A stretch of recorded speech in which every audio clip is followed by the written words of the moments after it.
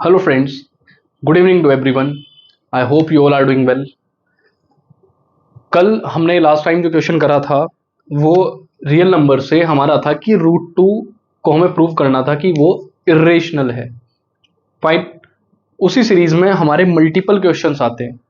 अभी वैसे तो अगर हम एक पैटर्न के क्वेश्चन कर लेते हैं तो हमें बार बार उस पैटर्न को बार बार समझाने की जरूरत नहीं पड़ती, क्योंकि जैसे रूट टू को हमने प्रूव करा उसी तरीके से मेरा root three, root five, root seven, root 11 यानी रूट में आपके जितने भी इस टाइप के नंबर्स आएंगे, फॉर एग्जाम्पल मैं कह देता हूँ प्राइम नंबर, तो जितने भी हमारे इस टाइप के नंबर रूट में आएंगे हम उन्हें डायरेक्टली इरेशनल प्रूव अब कर सकते हैं, जैसे हमने रूट टू वाला pattern.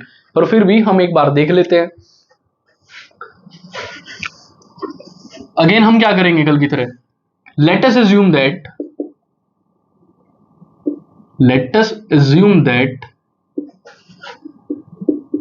Root three is rational. Root three is rational यानी हम अब फिर थोड़ा इसे क्या इसका उल्टा सोच के चलेंगे, that root three is rational such that,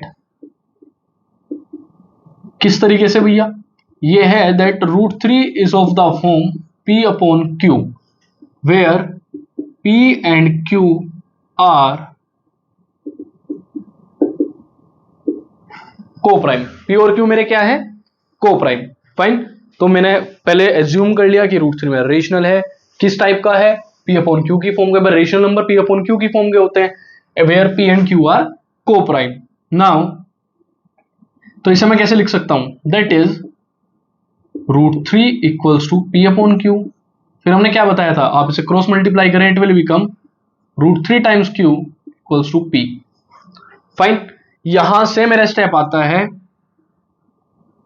squaring both sides. जब मैं दोनों तरफ स्क्वायर करूंगा it will become root three Q का whole square equals to P square. It will become three Q square equals to P square. यहां तक आपको similar way में याद आ रहा होगा क्योंकि हमने लास्ट टाइम कौन सा क्वेश्चन करा था, ऐसे ही रूट टू को प्रूव करने वाला। फाइन, अब इसी सीरीज में मुझे आगे बढ़ते हुए क्या करना है, इसमें आपने देखा that P square is divisible by three. मेरा जो पी स्क्वायर है वो थ्री से डिविजिबल है, इजीली डिविजिबल है। फाइन, तो अगर मेरा पी स्क्वायर इससे डिविजिबल है then p is also divisible by 3। ध्यान से देखिएगा आप, अगर मेरा p स्क्वायर इससे डिविजिबल है तो मेरा p भी इससे डिविजिबल होगा। फाइन, इसका मतलब मेरा जो ये नंबर है दैट इज p, ये किस टाइप का है, कोई 3c टाइप का है। मैंने कल भी कहा था 3c 3k कुछ भी मान ले, यानी c वो नंबर है जो आपको p को 3 से डिवाइड करके मिलने वाला है। अभी ये डायनेमिक नंबर कुछ भी हो सकता है, हमें इसके बारे में नहीं पता है। फाइन, तो p मेरा जो है 3c टाइप का कोई नंबर है। नेक्स्ट स्टेप हमारा क्या था, ये वाली जो इक्वेशन थी हम इसे मानते थे इक्वेशन वन। फाइन, इसे हम करेंगे put in equation one, put in equation one.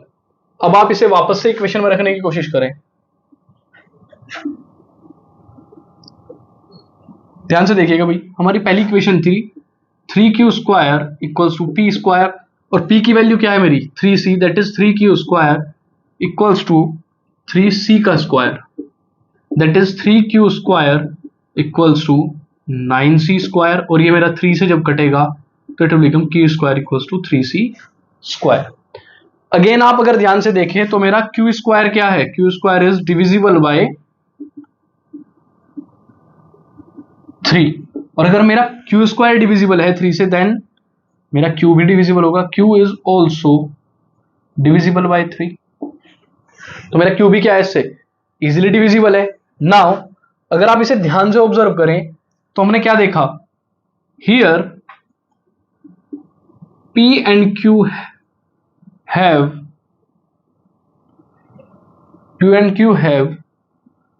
A common factor. क्या है इनके पास, एक कॉमन फैक्टर है अदर देन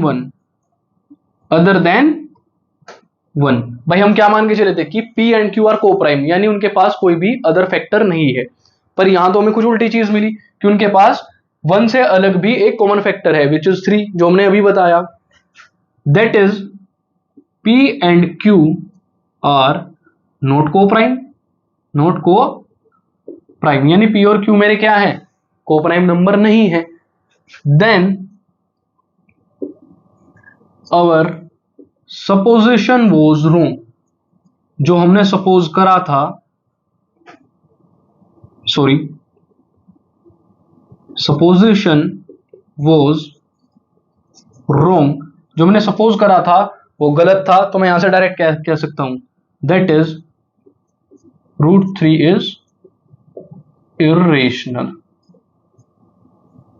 यहां से मैं डायरेक्ट क्या कह सकता हूं, √3 इज इरेशनल। अब इसे एक बार और ध्यान से देख लीजिए, हमें मान के चलना है कि √3 रेशनल है। अगर वो रेशनल है तो वो किस फॉर्म का रहा होगा, P/Q की फॉर्म का।